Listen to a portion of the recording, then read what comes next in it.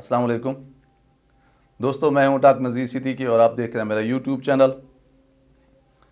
رقبے کے لحاظ سے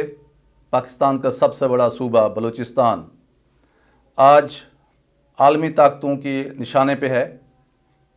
اور جس طرح ماضی میں ہم نے دیکھا ہے کہ فاٹا اسے دہشت گردی کا مرکز بنایا گیا اور پھر یہ دہشت گردی آہستہ آہستہ پورے ملک میں پھیل گئی۔ لاقانونیت تھی جو جس کا سلسلہ دراز ہوتا چلا جا رہا تھا، روزانہ ملک میں حملے ہوتے تھے، بہت سارے پاکستانی شہری اپنی جان سے گئے، ہماری فورسز نے بڑی قربانی دی۔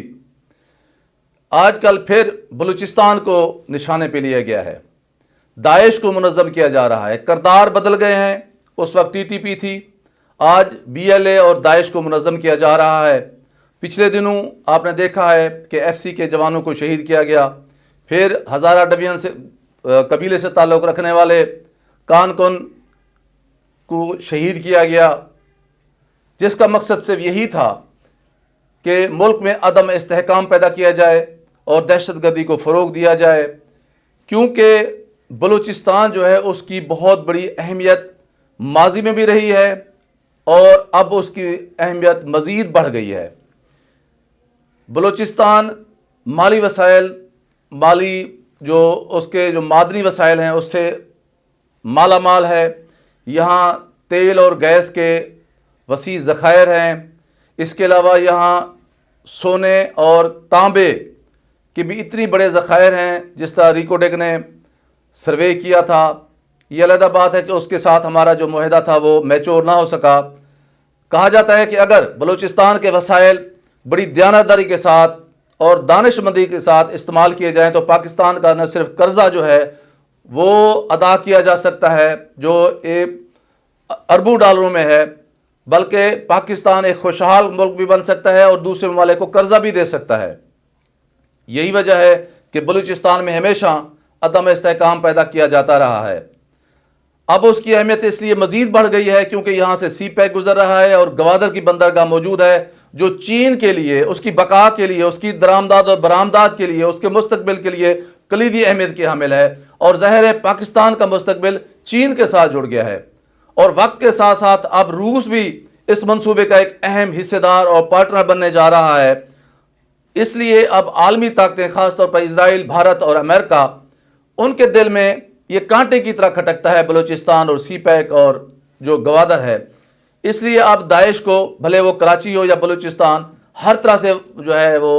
وسائل فراہم کیے جا رہے ہیں، ٹریننگ دی جا رہی ہے، اور اس میں بہت سارے ایسے لوگ بھی ہیں جو پاکستان سے تعلق رکھتے ہیں، اور بہت سارے اس میں فارنرز کو بھی اب جو ہے انڈکٹ کیا گیا ہے، تاکہ پاکستان کو پھر جو ہے عدم استحکام کا جو ہے آماج گاہ بنایا جا سکے۔ آپ نے دیکھا ہوگا کہ پچھلے 1.5 مہینے کے دوران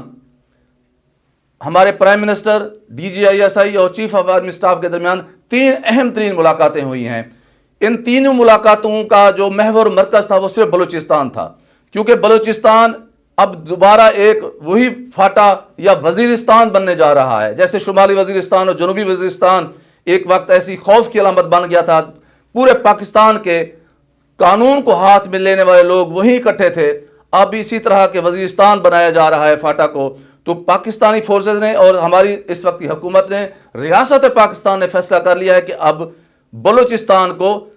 ماضی کا وزیرستان نہیں بننے دیا جائے گا۔ اس لیے اب پوری ہماری جو وسائل ہیں اس کا رخ اب بلوچستان کی طرف موڑ دیا گیا ہے، اور آپ نے دیکھا ہے آئے روز خبریں آ رہی ہیں کہ داعش کے لوگ پھر اپنے آپ کو ری آرگنائز کر رہے ہیں، اور ان کے پیچھے جو ہے نا وہ اسرائیل، بھارت اور امریکہ بیٹھا ہوا ہے، اور یہ لوگ ہماری مغربی سرحدوں سے بارڈر سے آ رہے ہیں۔ پاکستان نے اگرچہ ایران اور پاکستان کی بارڈر جو ہے باڑ لگا رہا ہے، اسی طرح افغانستان اور پاکستان کی جو بارڈر ہے وہاں بھی اس نے باڑ لگا دی ہے جو تکمیل کے مراحل میں ہے، لیکن پھر بھی ماضی میں بھی پاکستان میں پراکسیز جاری رہی ہیں۔ سعودی عرب اور ایران کی افغانستان مداخلت کرتا رہا ہے، اور اس کے پیچھے این ڈی ایس اور بھارت ہیں، اب بھی وہ سلسلہ جاری ہے۔ لیکن پاکستان نے اب واضح کر دیا ہے، ایران کو بھی، سعودی عرب کو بھی اور افغان حکومت کو بھی اور طالبان سے بھی کہا ہے کہ وہ اس حوالے سے ہماری مدد کریں۔ جہاں تک بھارت کا تعلق ہے اس سے تو ہمیں کبھی بھی اس چیز کی نہ توقع رکھنی چاہیے اور نہ ہم رکھتے ہیں، اس کا تو ہمیں مقابلہ کرنا ہے، کیونکہ ہماری قیادت یہ کہتی ہے کہ دنیا بھر کے لوگوں سے ہمارا کوئی دشمنی نہیں ہے، ہمارا صرف ایک ہی دشمن ہے پوری دنیا میں، اور بھارت ہے، اور ظاہر ہے وہ اگر دشمن ہے تو ہم اسے دشمنی سمجھتے ہیں اور اس کا مقابلہ کرنے کے لیے ہمیشہ ہم تیار رہتے ہیں۔ تو اب جو ہے نئی حکومت جو امریکہ میں آ رہی ہے، اس کے اقتدار سنبھالنے کے بعد جو بائیڈن کی، تو پھر نئی جو صف بندیاں سامنے آ رہی ہیں اس میں یہ خدشات موجود ہیں کہ پھر بلیک واٹر جو ہے افغانستان میں آ جائے گی، اور پھر ہماری مغربی سرحدوں کے ذریعے پھر بلوچستان کو ایک نیا ٹارگٹ بنایا جائے گا۔ تو اس کے آنے سے پہلے پاکستان کوشش کر رہا ہے کہ بلوچستان کو ہر لحاظ سے سیف اینڈ ساؤنڈ بنایا جائے تاکہ پاکستان میں مزید پھر دہشت گردی کا فروغ ممکن نہ ہو۔ اس لیے